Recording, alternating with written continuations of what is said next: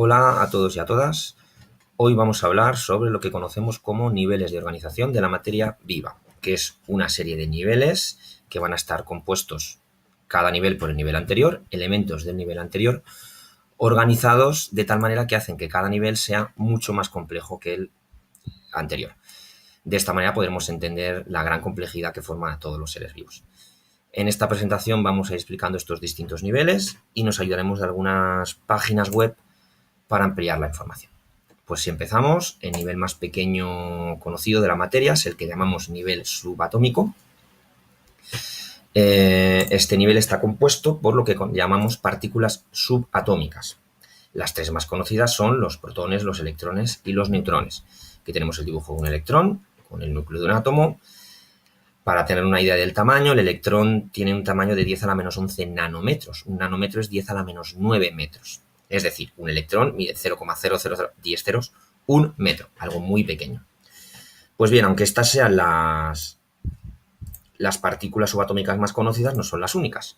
Porque si nos vamos a Wikipedia, por ejemplo, y buscamos partículas subatómicas, nos aparece aquí una gran cantidad de partículas que se conocen hoy en día. Fermiones, quarks, leptones, bosones, hadrones, un montón. Esto se encargan los físicos, a nosotros no vamos a ampliar tanto ahora.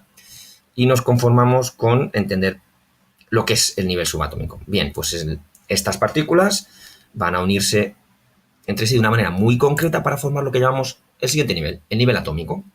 Estos son los átomos. Creo que sabéis que todos los átomos, distintos átomos que existen, forman parte de lo que conocemos como la tabla periódica, que se da en química. ¿Vale? Estos átomos de la tabla periódica, pues bueno, aquí hemos dibujado que sería el más pequeño, el átomo de hidrógeno, el más pequeñito, mide 0,1 nanómetros. Como ejemplo os he puesto también un átomo de hierro.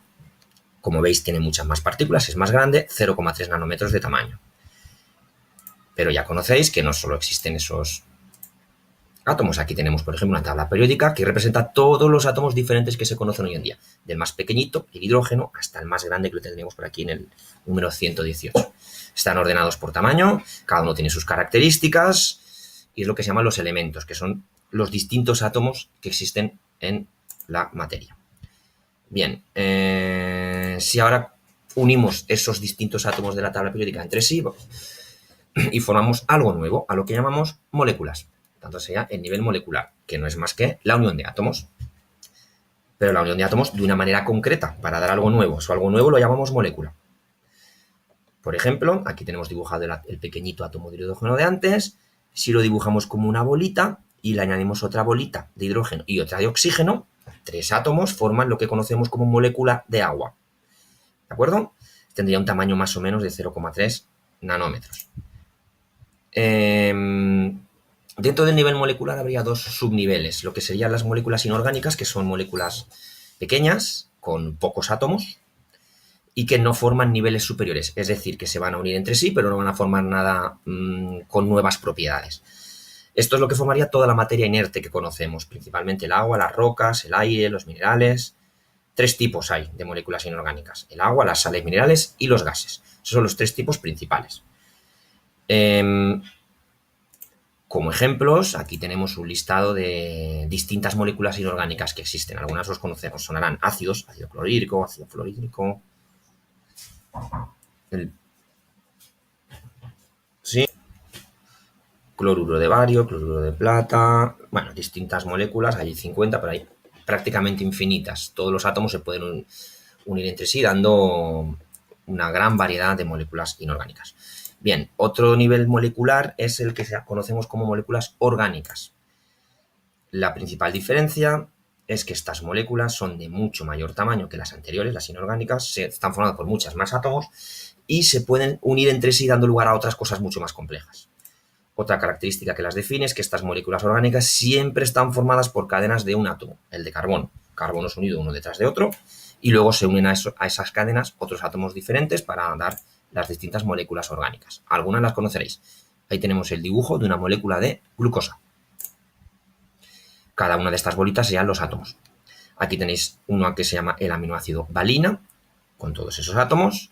Ahí tenéis los tamaños, 1,5 nanómetros, 1 nanómetro. Otra molécula muy conocida, tres maneras diferentes de representarla, la molécula de cafeína, que mide 1,6 nanómetros, con esas bolitas de esos átomos que la forman.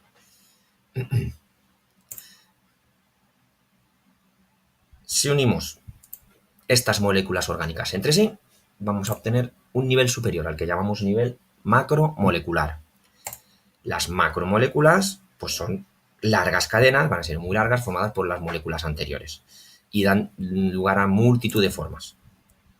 Las cuatro principales en las que han clasificado los científicos son los glúcidos, los lípidos, las proteínas y los ácidos nucleicos. Aquí tenemos dibujado el aminoácido de antes, pues si ahora cojo este aminoácido y lo dibujo como una bolita y le uno otras muchas más bolitas que serían otros muchos más aminoácidos, dando una forma así de S. Esto sería, por ejemplo, la representación de una proteína. Hay infinidad de proteínas formadas por muchos aminoácidos con diferentes formas. Otra molécula muy conocida, otra macromolécula sería el ADN. Ahí tenéis las bolitas dibujadas del ADN. Esta cadena seguiría tanto que si cogemos el ADN de una sola de nuestras células, se ha calculado que podría medir hasta 2 metros de largo si lo estiramos. Claro, con un grosor de solo 2 nanómetros, muy pequeñito, no lo podríamos ver. Pero toda esa cadena está enrollada dentro de cada una de nuestras células. Bien, pues estas serían las macromoléculas. Aquí tenéis una proteína o un ácido nucleico, que es el ADN. Y ahora vamos a unirlas entre sí. Pues si la unimos entre sí, tenemos otro nivel superior, lo que llamamos nivel supramolecular. ¿Qué es un nivel supramolecular? Pues muchas macromoléculas unidas y dando lugar a una estructura superior. Ahí tenemos la proteína de antes y la metemos dentro de una estructura con otras muchas proteínas, lípidos, glúcidos, y da lugar a esto que parece como un colchón, porque es un dibujo, que en realidad está representando la membrana de todas las células. Es decir, todas las células de nuestro cuerpo o de cualquier ser vivo están rodeados por una estructura de este tipo, que es la que llamamos membrana. Este sería a nivel supramolecular. Si ahora cojo esta membrana y le uno otras muchas estructuras supramoleculares, llego a lo que ya llamo el nivel de orgánulo. Esto ya es una estructura con una forma muy definida y que están dentro de todas las células. Esta sería, por ejemplo, una mitocondria, que ya tiene una micra de longitud. Una micra es 1000 veces menos que 1 milímetro. No se puede ver aún, evidentemente, pero al microscopio esto sí que se puede ver ya, al microscopio de los laboratorios del instituto. Estos orgánulos están dentro de todas las células. Ahí tenéis una mitocondria. He seleccionado también pues, una pequeña lista, por si os suenan. Distintos orgánulos que hay en una célula. Pues tenemos el núcleo, retículo endoplasmático, la mitocondria que ya hemos nombrado, lisosomas, etc. Muchos orgánulos que van a formar la célula. De hecho, ahora el siguiente nivel, es decir, cojo muchos orgánulos y muchas otras sustancias y las ordeno de una manera concreta y voy a obtener el primer nivel considerado vivo, que es el nivel celular. Una célula va a estar formada por multitud de orgánulos y otras muchas sustancias de niveles inferiores, pero que no se agregan entre sí para formar una célula. No, las células siempre van a venir de otro ser vivo anterior, ¿de acuerdo? Pero están formadas por todos estos niveles que hemos nombrado hasta ahora, ¿de acuerdo? Es lo que se llamaría el nivel celular, primer nivel considerado vivo. Pues para poder representarlo tenemos ahí una mitocondria, la de antes. Como veis, este sería el tamaño de una mitocondria y ya tenemos el dibujo de una célula animal. ¿De acuerdo? Una célula eucariota, es decir, que tiene núcleos, suele medir entre 10 y 200 micras. Esto ya sería el límite del ojo humano. Una célula procariota es otro tipo de célula mucho más sencilla, mucho más pequeña, que mide de 1 a 10 micras aproximadamente. En cuanto a las células animales, no todas son iguales. Pues aquí tenemos, por ejemplo, esta representada pues distintas formas. Un espermatozoide alargadito, una célula del hígado, una neurona. Aquí tenemos una célula muscular, como veis, las distintas células animales, pues dependiendo de dónde se encuentren y qué función realicen, pues tienen diferentes formas. No olvidemos que esta célula está formada por todos los niveles que hemos ido nombrando hasta ahora. Ahora vamos a unir las células entre sí. ¿Qué tenemos entonces? Pues siguiente nivel, al que llamamos nivel de tejido, que es una unión de distintas células, pero todas muy similares entre sí, que van a agruparse y van a formar una estructura con una función concreta. ¿De acuerdo? Todos los tejidos van a venir siempre de una misma célula que se ha ido reproduciendo, muchas veces hasta formar esa estructura.